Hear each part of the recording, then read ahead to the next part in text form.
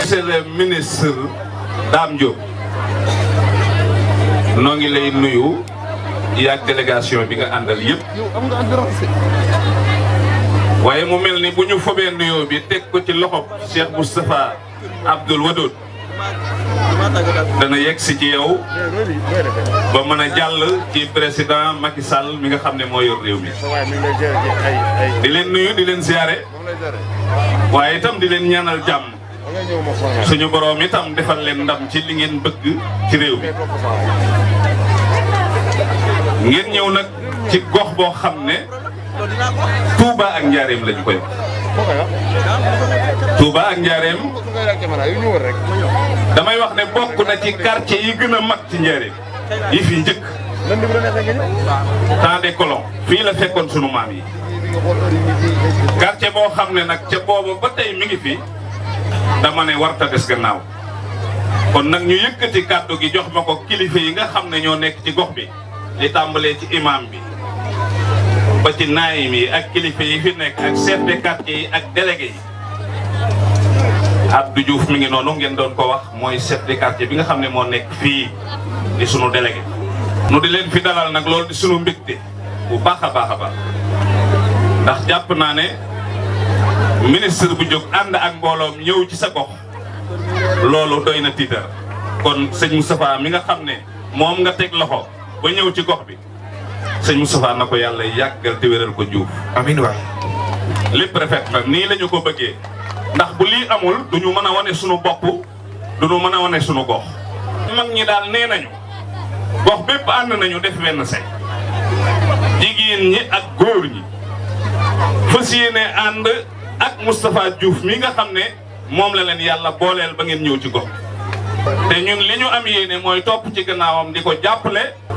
di leen wan ne am nañu yéene ànd ak monsieur le ministre Dame Diop comme ni ko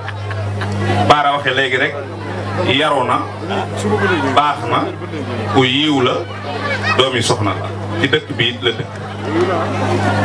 loolu nag doy naa yem nit bu fekkee qualité yooyu mi ngi ci yow ak taalu bi rek nga di ko dund dama ne loolu doy naa yem lu mu defut jàpp naa ne xëy na dafa egseegut rek waaye mi ngi ci yoon wi ginnaaw nag am nga yéene yi defar dëkk bi ba ci sunu gox bii di Touba Njaaréem nu nit am nañu yéene yi jàppale la incha allahu rabbi ba nga nekk meeru Njaaréem loolu moom du samay wax mag ñi ñoo ko wax.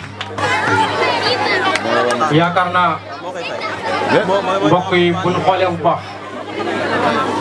xel dal na monsieur le ministre ñi ngi lay sant au nom de toute la jeunesse de Touba Njaaréem muy mel ne Diourbel mag ñi ñi ngi fi waaye ci nin ko miine ku ne xam na ne bu njëkkoon liñ doon jooy mooy dañ doon wax ne dafa manqué ay autorité ndax bëri woon na fi yoo xamante ni nii da doon am waaye Diourbel mosu cee gis boppam ndax boobu ay autorité lan manqué woon àdduna di dox ba mu yàgg ñu commencé gis ay autorité ci biir Diourbel waaye ba tey mu des ndax autorité yooyu mbokk yi dañ doon am jafe-jafe ngir jot ci ñoom te it yàgg nañ fee am ñoo xamante ne nii bokkoon nañ ci gouvernement ak ñu takkoon ak yeneen i ndombal baat wala ak yeneen i ndombal tànk te amul woon taxawaay bii nii bu yàlla dogalee gouvernement yii fi jaar monsieur le ministre doon ci kenn ñu jox ko lu am solo jox ko ministère bu am solo mu yor ko doon doomi Diourbel nanu xam ne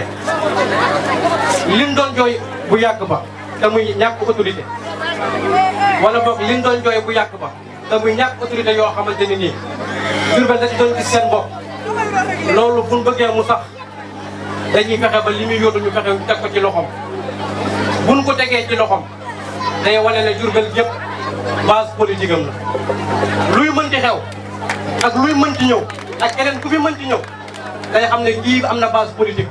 lu mu bëgg da koy am ci moom te su boobaa ñun waa Diourbel du ci des ginnaaw kon nañ ko jàpp. donc ndaje bi li ko waral ñaar kese la mooy mouvement MAT ak le ministre Dame Diop mouvement MAT soo ko jëlee ci sigle day nekk mouvement ànd taxawu Touba Njaaréem li tax ñu taxawal ko mooy dañoo taxaw seetlu gis ne gox bi jafe-jafe yi day gën di yokk te askan bi fi dëkk bàyyindiku nañ ci question de développement yi am na ay organisation yu bëri mais li si ëpp ci religion la ñuy activé wu te développement bi moom mënu see ñàkk parce que dafa nekk zone moo xam ne périphérie zone périphérique la te périphérie comme ni ñu koy waxee fépp Sénégal ak fépp foo dem périphérie ñoo bokk ay doléance périphérie moom extension bi toujours day raw équipement yi su ko defee population ba fay mën a dëkkee duñu am doole dañuy nekk si ay jafe-jafe yu bëree bëri tax aussi loolu nañ lañ def gis na Touba Njaaréem jafe-jafe yi si bëri benn bi mooy dafa mel ni dañ ñoo ber wala ñu boddi ñu ci doxalinu mairie bi mais Touba Njaaréem amul benn leader ba nga xamante ne am na fi ancrage amul am na ñu fi ñëw di am ñu ñuy rencontrer mais ku fi am ancrage amul parce que Diourbel aussi noonu la ñuy politiquer dañuy xaar ba élection ñëw nga yor sa oto jaar fii def fa 5000 jaar fële en tout cas le MAT moom loolu dina ko xeex parce que su objectif mooy ñu boole ñëpp ànd ak kenn te kenn kooku bañ koy tànn aussi dañoo waxoon ne dañuy tànn ka nga xamante ni moom kàddoom dinañu mën a doy kon choix bi ñu def ci Dame Diop ba ko père su ko ñëwee proposé ñu ko waxuñu ne àndalee nag Dame Diop ñu ne ko dañuy ànd ak Dame Diop dañ ne ko ñun de suñuy dugaat si kenn di ànd ak kenn aussi dañuy d'abord réunir suñu doole yi ba pare liggéey boobu def nañ ko des na ba léegi am na ñi nga xamante ni temps bi moo ñu ko mel mais dinañ dem ba si ñoom gis nañ ñu bëri ñoo xam ne aussi bëgg nañ ñu rencontrer leen leader yooyu yëpp la ñuy identifier dem ku si nekk ñu toog ak yow fexe ñoom ñu am benn audience ak le ministre ñu bokk waxtaan ñun ñëpp ñu renforcer le mouvement pour mën a gagner Touba Njaaréem parce que ñun suñu avantage mooy ñu gagner Touba Njaaréem parce que li fi nekk ñoo ko fi def na 7 ans mais je défie tout le monde kenn du taxaw ne ki ñu fi fal mu defal ñu 7 ans fii moo ñu defal nangam amul. tànn biñ tànn daam nag si laa ñëw ay qualité am ci lañ basé wu qualité yi it waxaluñ ko Njaaréem ak ay mbokkam ñoo ko waxal mun ngeen a dugg YouTube ngeen téléchargé ko. témoignage buñ def si moom 10 témoignages yoo déglu bi si jiitu mooy daam ko yaru la daam ku jub la ku bëgg nit la waaw lu mu wax dina ko def ku sincère la man tourné naa ay vidéo yu bëri mosuma ko dégg aussi muy def ay promesse dinaa def lii dinaa def lii waaw mosuma ko dégg aussi ci xaste su ma ko si déggoon aussi du ma ànd ak moom parce que ñun duñu ànd ak ñi nga xam ne soo déggee seen discours rek nga xam ne ñoom gëmuñu sax seen bopp luñ dugal seen poste la ñuy wax kon qualité yooyu dañ see yokk compétence bi mu am man ñi ma jot a waxal yëpp dama leen ne ñi ñu fi fal yëpp dañ leen a fal parce que dañ leen a bëgg dama ne su nekkee bëgg kese sëñ Mountakha kenn gënu koo bëgg dëkk bi Sëriñ Tuubaa mi nga xam ne ñun ñëpp moom lañ yaakaar kenn gënu koo bëgg dëkk bi kon ku nekk murit moom dama jàpp ne bëgg nga dëkk bi kon dañoo war a élever wu xam ne bëgg dëkk bi kese su doon doy kon mën nañu sax bañ am maire mais il faut ñu am ka nga xamante ne day am xam-xam am compétence yi am un réseau bi parce que développement moom réseau moo koy def territoire pour nga mën fa intervenir munoo am loo am xaalis am na xam ne mënoo koo def il faut nga uti ay partenaires am ay réseau yoo xam ne ñoo lay mën a jàppale te loolu su nekkee moom da nga yem fii rek am vision Diourbel amoo benn connaissance feneen mënoo ko am mais un ministre suñ ko defoon suñ mairie bi mën na wax morom ministre am man de Diourbel temps yi sonn naa ci nangam bëggoon naa nga dimbali ma si nangam su ko waxoon ministre de l'hydraulique wala kii yor ndox mi mën na ko dimbali mën na ko may dara ak ay ministre loolu nag su weesoo da see bokk tànn bi nga xam ne Macky Sall mi nga xam ne lépp lu nekk Njaaréem mii moo ko fi def moom moo tànnal boppam Dame Diop wax naa ko Dame Diop première suñu rencontre dama ne ko bala Macky naan la demal Diourbel jàppale ma ba nga ñëwee fii nga ñu fekk ñu doon suñu section boobu ma leen wax ñu àndoon ak Maguette Tall bokkoon nañ ci ñi bañoon Dame jiitu pour nekk député mais bañ demee am nañ si la nga xamante ba léegi ñu ngi koy rëccu ministre avant ñuy jël engagement di ko jàppale lu muy def boole ñu si naqar ñu fi jot a am yëpp mu ñëw jaalewaat ñu corona bi si nekkee nit ñi am ay jafe-jafe mu xalaat ñu indi ñu ndimbal lu am solo ak qualité yooyu yëpp ñu wax moo tax ñu am fitu ne dañuy jëlaat engagement ñëw parce que politique xëy na am na ñoo xam ne dañoo jàpp ne soo defee politique di nga am dara ñun ñii da nga xam ne aménagement lañ jàng moom xam nañ ne sacrifice bi moo siy ëpp. kilifa jataay bi di Serigne Moustapha Abdou Woudot Mbacké mu jàllale ko ci mbooloo mi yëpp waaye mënuma jàll te nuyuma sous-délégué Abdou Diouf di ko sant di ko gërëm ci taxawaayam nuyu sama mag Souka Diouf ma fekk ci jataay bi waaye nuyu suma camarade de parti yi toog fii suma ci limee Baye Thioune mel na ne yóbbaale na ñëpp du nuyu kilifa yi ma fekk ci tribune bi yëpp coordinateur Moustapha maa ngi lay nuyu di la sant yow ak yow mouvement bi yëpp di la remercier bu baax a baax ci li ngeen def nii tey muy organiser seen meeting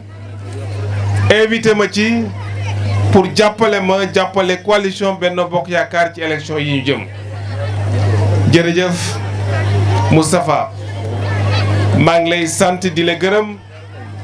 di sant di gërëm mbooloo mi yëpp waa mouvement bi yëpp góor ak jigéen mag ak ndaw waaye di beral nag nuyoo sama xarit bi sëñ Abdou Samad di ko nuyu di ko ziar du nuyu sama xarit Ibrahima moom tamit di président mouvement ma seen ko ci jataay bi seenoon aussi Mbay Wilane moom it mi ngi ci jataay bi nuyu sama rakk Abdou Ndiaye mais nuyu aussi inspecteur Ndiogou Fall bi def déplacement bi ñëw nekk ci sa wet di nuyu ñëpp di sant ñëpp daje bi nag dama ci am mbégte wax naa ko ci suba bi may daje ak délégué yi ak sous-délégué Diourbel yëpp ñu waxtaan li tax ma am ci mbégte mooy dama ñëw Touba Ndiarème fekk fi ay nit yu am conviction am gëm-gëm Moustapha wax na ko ci discours am ba ma sama mag Souka Diouf indee fii ñu daje ñu waxtaan ma ni ay nit ñi ngi nii ay nit yu nite ku leen jàpp nit ku leen bàyyi nit te loolu laa gis ci daje bi loolu laa gis aussi ci kaddu yi ma fi dégg sama doom baay bi Diop yëkkati na fi kaddu ju mat kaddu coordinateur Moustapha aussi mottali ko li des mooy li ma fi dégg suñu dëkk bi di Njaareem suñ ko bëggee tabax il faut que ñun ñëpp ñu dugal ci suñu loxo comme ni ngeen ko def parce que toog ci sa quartier rek toog ci sa sous-quartier di wax ne kenn defarul sama quartier kenn defarul sama sous-quartier du tax quartier bi defaru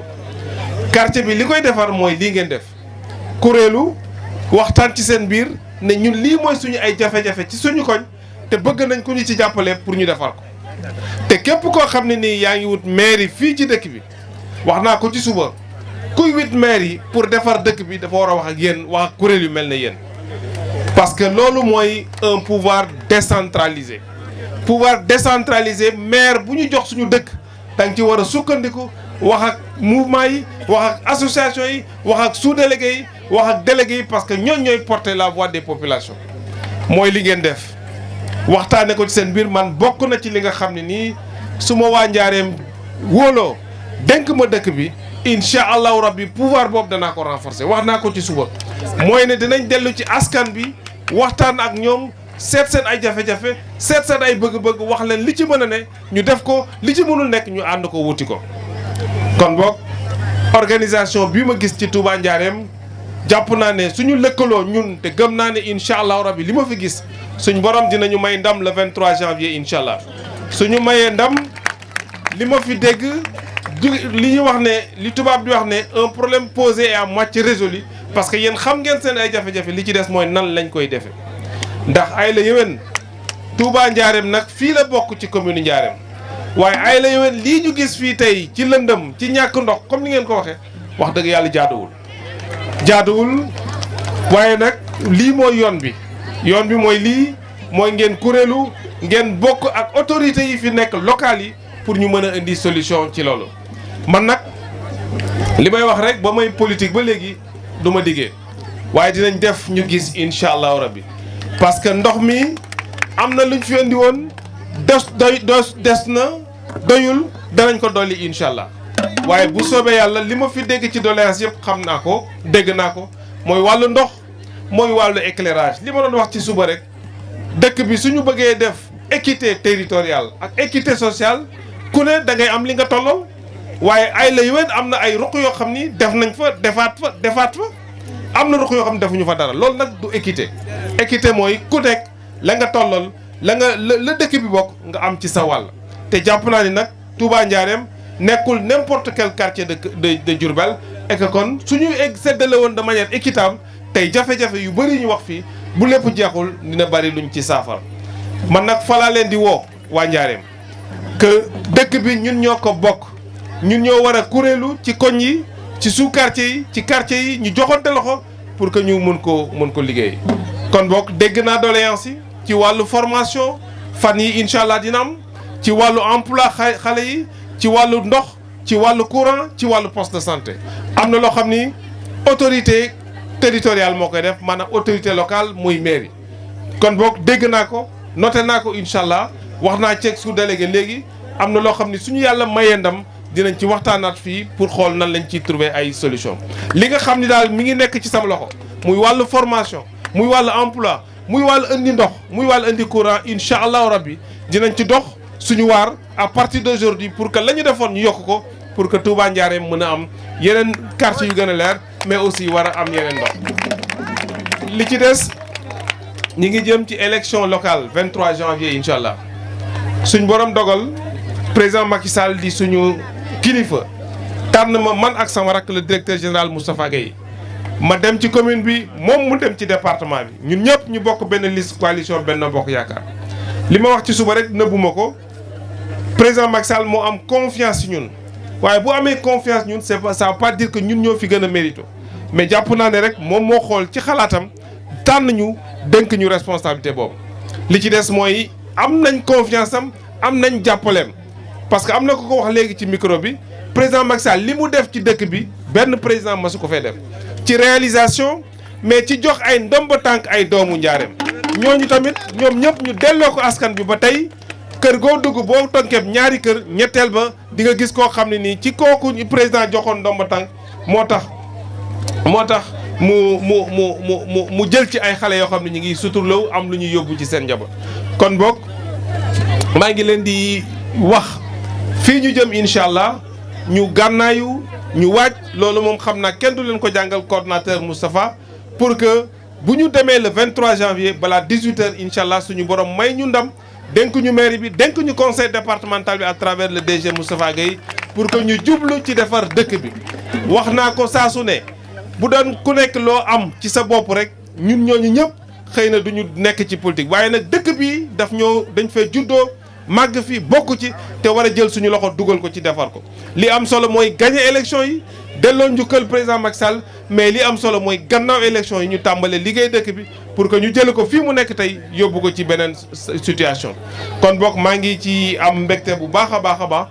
li ci des dinañ ko waxtaanee Abdou Moustapha ma lay féliciter encore di féliciter mouvement bi di la wax ne nii ngeen def nii la parce que nii lañ mën a defaree dëkk bi incha allahu rabbi dès suba wala gannaaw suba dinañ jokkoowaat pour ñi nga xam ne nii nekk na ci sama loxo ñu tàmbale ko def fii ci Touba Ndiarème. kon boog maa ngi sant ñëpp di gërëm ñëpp di leen jax jërë ngeen jëf wasalaam ba beneen yoon incha allahu rabbi